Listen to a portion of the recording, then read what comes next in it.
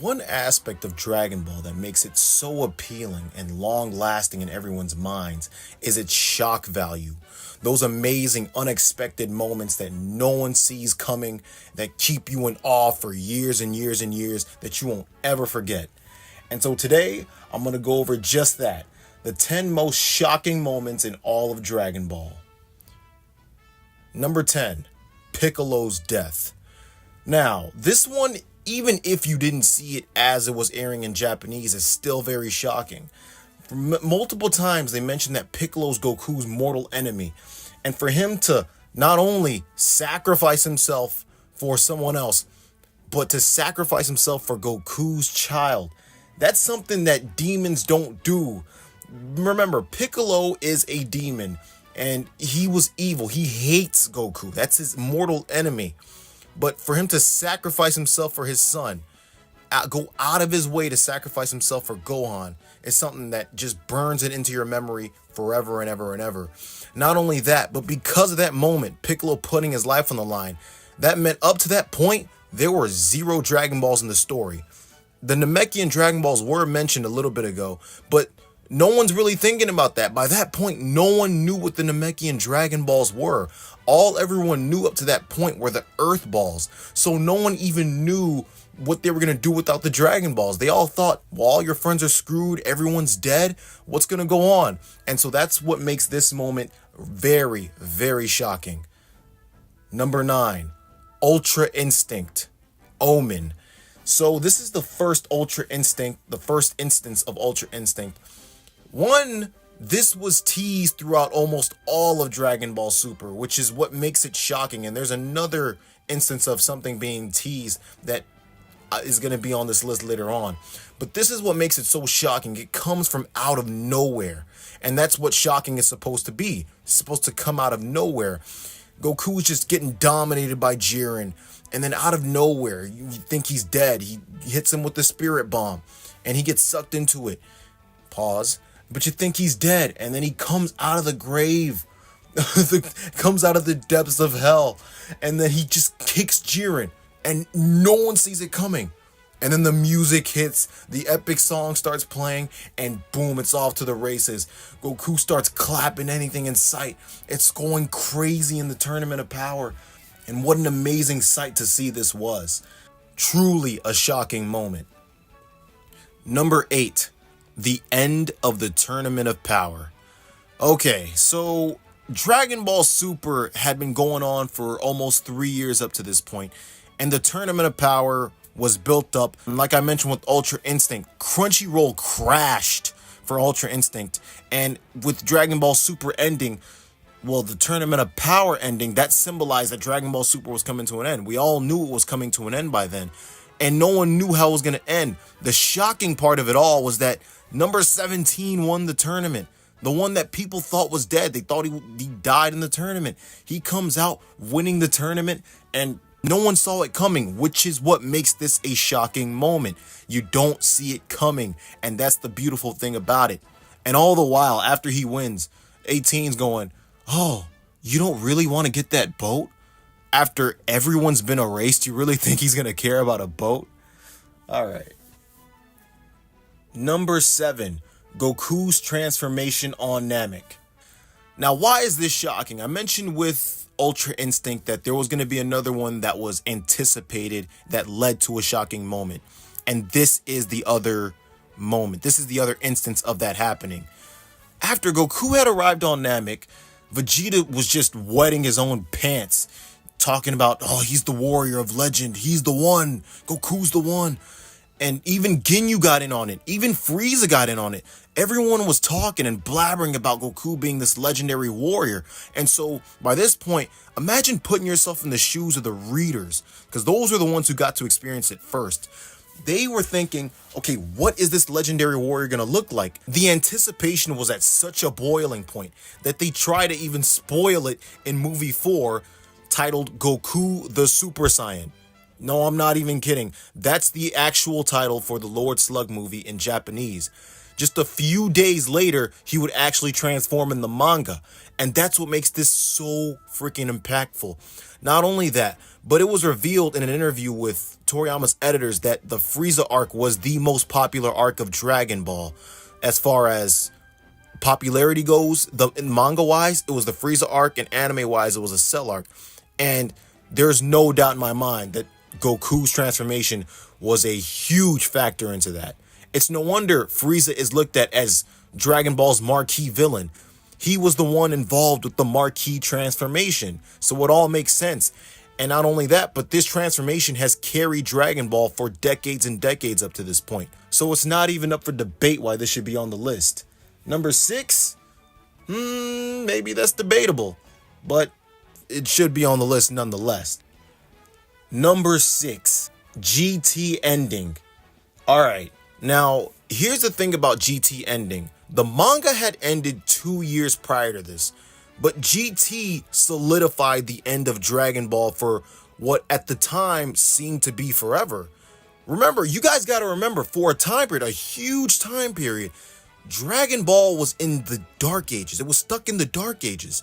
No one knew if there's going to be more Dragon Ball. The only thing they had was the games and reruns, but no one really knew if Dragon Ball was ever going to come back. And so with GT ending, that was almost like the final goodbye. That's all you had for what, 10 years, 11 years until Yo Son Goku? So GT's ending was really a shocking moment. Even the ratings bumped up for this ending, just, slightly, like a little bit. But up to this point, Dragon Ball had been going on, if you count the manga, like from the beginning of the manga, 1984. So that's 13 years on the air. And it inspired so many people to start their own art and just in life in general. And it's all of a sudden coming to an end of like completely manga and anime. This was huge. And it's very difficult to put yourself in their shoes. But remember when Dragon Ball Super ended and, people were going crazy over that? Now imagine all of Dragon Ball at that point, all that anyone's ever known ending. I mean, in America, that's probably close to maybe SpongeBob ending. Maybe. But I mean, at this point, SpongeBob was going on for 20 years, 20 plus years. So I wouldn't be surprised if anyone already thought it ended. But Dragon Ball ending totally in the 90s was huge. But you know what was even bigger than that? Number 5, Battle of Gods. Now, this is on the list for the opposite reason of GT ending. This was truly Dragon Ball's revival. Now, if you remember this time period, I remember it, but I was young, but I still remember when Yo Son Goku came out. That's like, okay, it's an OVAs, it's just a little get together.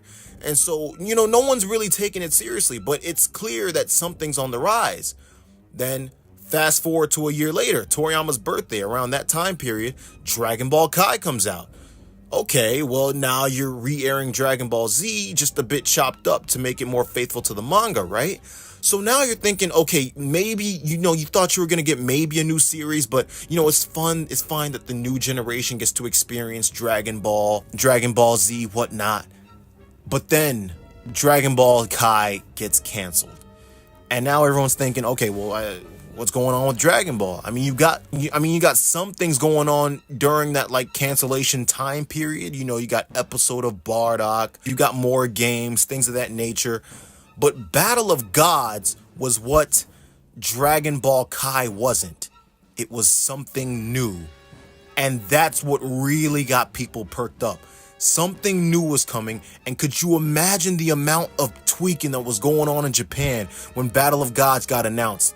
It was big in the States. I remember it being announced in the States. That's how big it was. I mean, usually like when things out of the country in Dragon Ball, at least back then, like a little before like 2016, like around before Super, it was, it wasn't as mainstream as now. I mean, social media has made that way more easy. But back then, when I was hearing about it, and I'm like, oh, okay, this is different. And so it got me thinking like, wow, Dragon Ball's coming back with brand new stuff. And imagine, all the curiosity around Beerus and all this stuff, the universes, all that stuff getting introduced. And not only that, but this led to Resurrection F, Dragon Ball Super, all that stuff came as a result of Battle of Gods' success. I would say Dragon Ball Kai's success, but it was seen as a failure in Japan, because of the merchandise only selling what Z was selling. So Battle of Gods is really where all this, this major momentum swing, this wave of momentum for Dragon Ball went way overboard. It wasn't until Battle of Gods that all that stuff really started to go crazy. Number 4, Majin Buu exploding the Earth. This one is another one that was teased for pretty much all of Dragon Ball. For almost every arc, every single villain would tease blowing up the Earth. Vegeta did it, Frieza did it, Cell did it, almost every villain, even Piccolo pretty much did it. Both Piccolos. Piccolo, the Demon King Piccolo, threatened to, systematically do it, but he was going to do it nonetheless. Piccolo Jr. already, just didn't care. Vegeta threatened to do it, and so on and so on. But this is where it actually pays off. Majin Buu didn't give a flying fladoodle. He just straight up blew up the Earth. And it was because of that, even Goku was shocked. Goku was in so much shock, he didn't know whether to grab his sons or grab Satan. And that's what makes this moment all the more special. It's amazing that it took a villain this long in the series to actually blow up the planet. And it's funny because it would happen in the next arc, chronologically speaking, if you're going from the Dragon Ball timeline in real life, because it happened with Baby. But it's funny how it took up to the end of the actual manga for this to happen, and it's almost poetic in a way. I know a lot of people are going to complain, oh, well, he had time, he was flying fast, Goku could have just picked up his son right then and there. But I mean, think about it. Dragon Ball is known for having very odd pacing in times, and this is definitely cinematic time. This is definitely one of those times they're moving in cinematic time. So in that scenario, he probably wasn't it was probably just a split second, and he just grabbed him. Remember, these characters are faster than the speed of light, so we just probably grabbed him. I just needed to save someone, and that's how it ended up happening. I mean, imagine putting yourself in his shoes. What would you have done if you have a gun, or let's just say a nuke is dropping on your house, and you have only so many people you can take out of your house before it lands on it?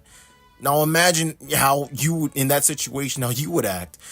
So it's easy to, get caught up and think that, oh man, he could have just done this. But I mean, when you really look at the situation, it's way deeper than it seems. Number 3, the arrival of Radits. Now, this one is huge. This is what kicks off Dragon Ball Z. This is what almost every single game starts at. And this is a very huge section of the story, and rightfully so. And again, you gotta put yourself in the shoes of the readers and the viewers from that time period. Imagine watching Dragon Ball or reading Dragon Ball, and up to this point, you're thinking Goku's just this fun-loving monkey boy, and out of nowhere, boom, he's a dad. And then boom, he's also an alien. This stuff hits like boom, like that. I wanted to include Goku being a dad, but I'm gonna just include it into this. It's all one big thing. Goku being really the start of Z. That's what this should be, the start of Z. Because Goku being a dad, that's one thing that shocks people. And then 2, him being an alien, it's a double punch that really gets you like, whoa, what is going on here? After 5 years, Dragon Ball had changed so much in universe. Goku has a kid. Him, of all people, having a kid. The same guy who didn't know the difference between a boy or a girl has a kid. He has a son. And not only that, some random dude from space shows up telling him, you got to kill everybody on the planet because you're a space pirate, so come with us. And no one knows what's going on.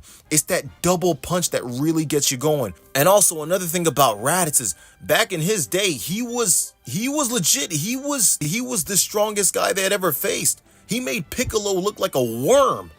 And so this stuff is really, really freaking scary, which also leads to Goku's death, which is also bundled into this, little topic. I should have made this the start of Z, but I'm bundling all this into one. So look at this. You got the 1-2 punch of Goku having a kid and Raditz showing up, proclaiming that he's Goku's brother and that Goku's an alien.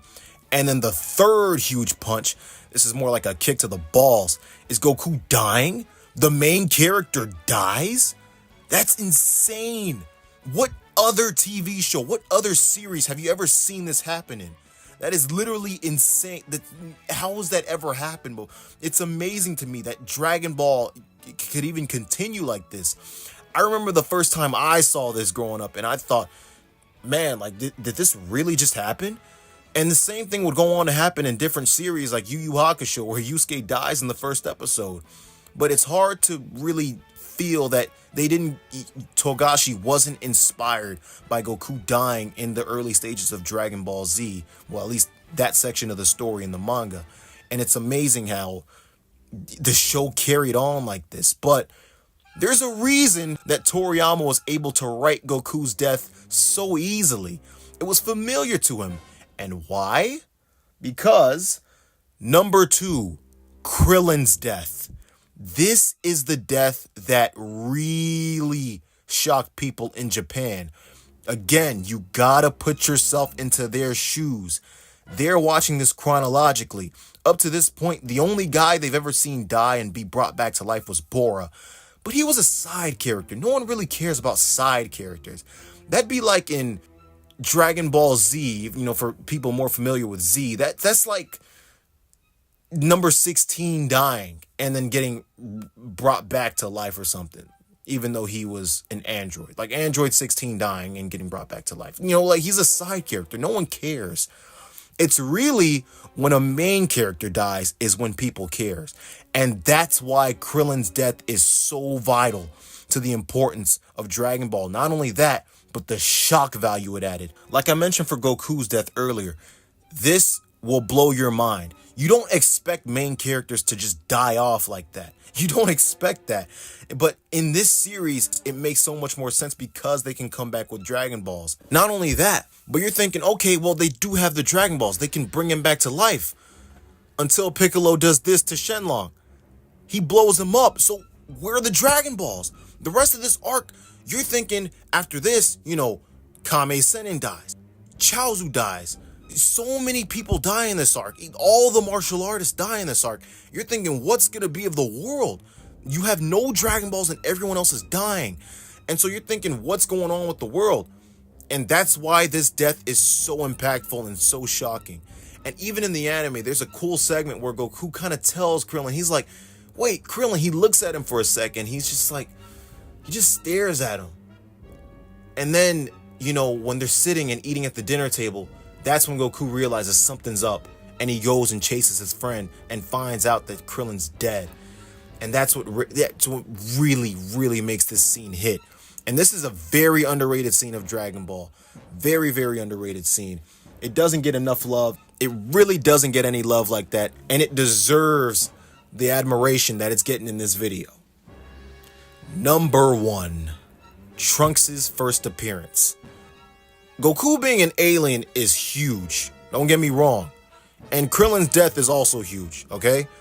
But tell me, when you first seen Trunks transform in front of Frieza with the Capsule Corp jacket, tell me you weren't looking at your screen just going, what the is going on?